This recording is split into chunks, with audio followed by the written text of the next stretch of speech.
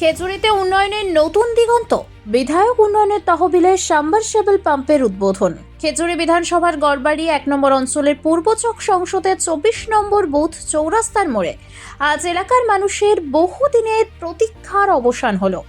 খেজুরি বিধানসভার বিধায়ক শান্তনু প্রামাণিকের বিধায়ক উন্নয়ন তহবিল থেকে 2025-26 অর্থবর্ষের অর্থানুকূল্যে নির্মিত সাবমার্সিবল পাম্পের শুভ উদ্বোধন সম্পন্ন হয়।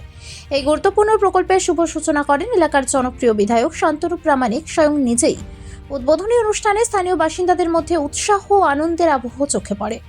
নতুন এই সাবমার্সিবল পাম্প চালু হয় এলাকায় পানীয় জলের সমস্যা অনেকটাই মিটবে বলে আশাবাদী গ্রামবাসীরা। স্থানীয়দের মতে বিধায়কের এই উদ্যোগ গড়বাড়ি 1 নম্বর অঞ্চলের সার্বিক উন্নয়নের পথে আরও এক ধাপ অগ্রগতি এনে দিল। উন্নয়নমূলক কাজের মাধ্যমে মানুষের মৌলিক চাহিদা পূরণে বিধায়কের এই ভূমিকা এলাকাবাসীর কাছে খুবই প্রশংসিত হয়েছে। আমরা দীর্ঘ 20 বছর এখানে একটা সাবমার্সিবল ছিল না। শান্তনু প্রামাণিক বাবুকে পেয়ে আমরা খুব খুশি হয়েছি।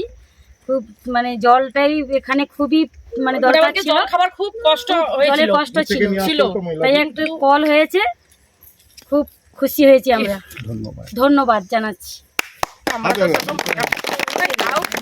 भारत माता की जय, भारत माता की